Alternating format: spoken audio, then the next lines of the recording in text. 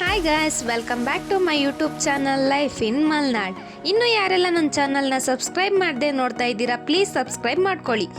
ಹಾಗೆ ಪಕ್ಕದಲ್ಲಿರೋ bell ಐಕಾನ್ನ click ಮಾಡ್ಕೊಳ್ಳಿ, ಸೊ ದಟ್ ನಾನು ಏನೇ ಹೊಸ ವೀಡಿಯೋ ಹಾಕಿದ್ರು ಫಸ್ಟ್ ನೋಟಿಫಿಕೇಶನ್ ನಿಮಗೆ ಬರುತ್ತೆ ಅಂತ ಹೇಳ್ತಾ ಇವತ್ತಿನ ವೀಡಿಯೋ ಸ್ಟಾರ್ಟ್ ಮಾಡೋಣ ಬನ್ನಿ. ಹಾಗಾದರೆ ಬನ್ನಿ ಫ್ರೆಂಡ್ಸ್, ನಮ್ಮ ತೋಟದಲ್ಲಿರೋ ಕಾಫಿ ಗಿಡಗಳಿಗೆ ಯಾವ ಥರ ಗೊಬ್ಬರ ಹಾಕ್ತಾರೆ ನೋಡೋಣ. ಇಲ್ಲಿ ನೋಡಿ, ನಮ್ಮಮ್ಮ ಪ್ರತಿ ಗಿಡಗಳಿಗೂ ಗೊಬ್ಬರನ ಹಾಕ್ತಿದ್ದಾರೆ. ಗೊಬ್ಬರ ಹಾಕೋದ್ರಿಂದ ಗಿಡಗಳು ಫಲವತ್ತಾಗಿ ಬಿಡ್ತವೆ.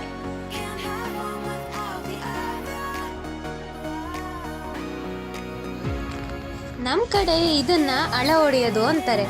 ಕಾಫಿ ಗಿಡದ ಹತ್ರ ಎಕ್ಸ್ಟ್ರಾ ಬೆಳೆದಿರೋ ಗಿಡಗಳನ್ನ ಕಟ್ ಮಾಡ್ತಾರೆ. ಇಲ್ಲಿ ಕಾಫಿ ಗಿಡದ ಎಲೆಗಳೇ ಅದಕ್ಕೆ ಗೊಬ್ಬರ ಆಗಿರುತ್ತೆ, ಅದಕ್ಕೆ ಎಕ್ಸ್ಟ್ರಾ ಬೆಳೆದಿರೋ ಗಿಡಗಳನ್ನ ಕಟ್ ಮಾಡ್ತಾರೆ. ಇಲ್ಲಿ ಕಾಣ್ತಾ ಇರೋದೇ ಕಾಫಿ ಬೀಜ. ಇದನ್ನ ಡಿಸೆಂಬರ್ ಟೈಮಲ್ಲಿ ಕುಯ್ತೀವಿ. ಇದರಲ್ಲಿ ಹೂ ಬಿಟ್ಟಾಗ ಅದನ್ನ ನೋಡೋಕ್ಕೆ ಏನೋ ಒಂಥರ ಚಂದ. ಹಣ್ಣು ಕುಯ್ಯೋ ಟೈಮಲ್ಲಿ ಚಿಗ್ಲಿಗಳದೇ ಆರ್ಭಟ. ನಮ್ಮ ಈ ಮಲೆನಾಡಲ್ಲಿ ಚಿಗ್ಲಿ ಚಟ್ನಿ ಅಂತ ಕೂಡ ಮಾಡ್ತಾರೆ. ಈ ಕೆಂಪಿರುವೆನ ಚಟ್ನಿ ರೂಪದಲ್ಲಿ ಮಾಡಿ ತಿಂತಾರೆ. ಅದು ಕೆಮ್ಮಿಗೆಲ್ಲ ಒಳ್ಳೆಯದು ಅಂತ ಕೂಡ ಹೇಳ್ತಾರೆ. ಕಾಫಿ ಗಿಡದಲ್ಲಿ ನನಗೆ ತಿಳಿದಿರೋ ಹಾಗೆ 2 ವಿಧ ನನಗೆ ಗೊತ್ತು. ಒಂದು ರೋಬಸ್ಟಾ, ಒಂದು ಅರಬಿಕಾ. ನಮ್ಮ ತೋಟದಲ್ಲಿ ನಾವು ರೋಬಸ್ಟ ಗಿಡಗಳನ್ನ ಹಾಕಿದ್ದೀವಿ. ಈ ರೋಬಸ್ಟ ಗಿಡ ಅಂತ ಹೆಂಗೆ ಕಂಡುಹಿಡಿಯೋದು ಅಂದರೆ, ಇದು ದೊಡ್ಡ ಗಿಡ ಆಗಿರುತ್ತೆ ಮತ್ತು ತುಂಬ ಅಗಲವಾಗಿರುತ್ತೆ. ಇನ್ನು ಅರಬಿಕಾ ಗಿಡ ಅಂದರೆ ಇದಕ್ಕಿಂತ ಸ್ವಲ್ಪ ಚಿಕ್ಕದಾಗಿ ಬೆಳೆಯುತ್ತೆ. ನಾವು ಮೊದಲು ಒಂದು ಎಸ್ಟೇಟಲ್ಲಿದ್ವಿ. ಆ ಎಸ್ಟೇಟಲ್ಲಿ ಅಮ್ಮ ಕೆಲಸಕ್ಕೆ ಹೋಗುವಾಗ ನಾನು ಅವಾಗ ಚಿಕ್ಕವಳು. ಗಿಡಗಳ ಕೆಳಗೆ ಕುತ್ಕೊಂಡು ಅಡುಗೆ ಆಟ ಆಡ್ತಿದ್ದೆ.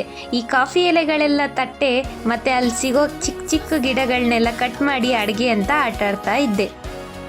ಹಾಗೆ ನಮ್ಮ ತೋಟದಲ್ಲಿ ಸಪೋಟ ಮರ, ಮಾವಿನ ಮರ, ಹಲಸಿನ ಮರ, ಹಾಗೆ ತೆಂಗಿನ ಮರ ಎಲ್ಲವನ್ನೂ ಹಾಕಿದ್ದೀವಿ. ಮುಂಚೆ ನಮ್ಮ ತೋಟದಲ್ಲಿ ಬಾಳೆ ಗಿಡ ಹಾಗೂ ಸೀಬೆ ಮರ ಇತ್ತು. ಇದು ಹಲಸಿನ ಮರ. ಇದನ್ನು ಮರಗಸಿ ಮಾಡಿದ್ದಾರೆ. ಮರ ಇನ್ನೂ ಚೆನ್ನಾಗಿ ಬೆಳೀಲಿ ಅಂತ ಮರಗಸಿ ಮಾಡ್ತಾರೆ. ವಿಡಿಯೋ ಮಾಡುವಾಗ ಜೀರುಂಡೆ ಹುಳಗಳು ಎಷ್ಟು ಇರಿಟೇಟ್ ಮಾಡ್ತಾ ಇತ್ತು ಅಂದರೆ ನಮ್ಮಮ್ಮನ ಹತ್ರ ಹೇಳ್ಕೊಂಡು ನಗಾಡ್ತಾ ಇದ್ದೆ. ನಮ್ಮ ಮನೆ ಹತ್ರ ಕಬ್ಬಿನ ಗಿಡಗಳನ್ನೂ ಹಾಕಿದ್ದೀವಿ.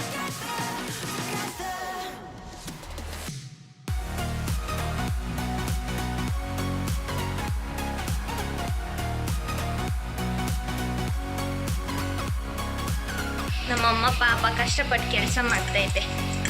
ಅಮ್ಮ ಬಂದಿದೆ ಅಂತ ನಾನು ಏನು ಕೆಲಸನೇ ಮಾಡಿರಲಿಲ್ಲ. ಅಟ್ಲೀಸ್ಟ್ ಇವಾಗ ಅನ್ನನಾದರೂ ಮಾಡೋಣ. ಇಲ್ಲಿ ನೋಡಿ,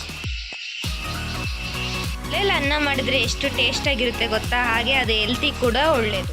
ನೀವೇ ಕೇಳಿಸ್ಕೊಳ್ಳಿ, ಒಳಗೆ ಬಂದರೂ ಕೂಡ ಆ ಜೀರುಂಡೆ ಹುಳ ಎಷ್ಟು ಇರಿಟೇಟ್ ಮಾಡ್ತಾ ಇದೆ.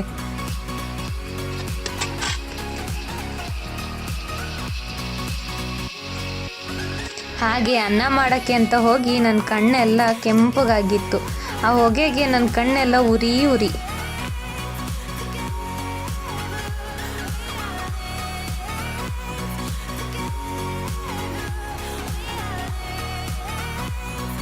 ಮಾರ್ನಿಂಗ್ ಬಿಸಿಲು ಬಂದಿದ್ದು ನೋಡಿ ವರುಣದೇವನಿಗೆ ಥ್ಯಾಂಕ್ ಯು ಅಂತ ಹೇಳಿದ್ದೆ. ಅದೆಷ್ಟು ಬೇಗ ಕೋಪ ಬಂತೋ ಏನೋ, ಎಷ್ಟು ಜೋರಾಗಿ ಮಳೆ ಬರ್ತಿತ್ತು ಅಂದರೆ ಮಳೆ ಬಂದಿರೋ ಫೋರ್ಸಿಗೆ ನಮ್ಮಮ್ಮ ಬ್ಯಾರ್ಲಲ್ಲಿ ನೀರು ತುಂಬಿಸ್ತಾ ಇದ್ದಾರೆ. ಇವತ್ತಿಗಿಷ್ಟೇ, ಮತ್ತೆ ಸಿಗುವ. ಬಾಯ್.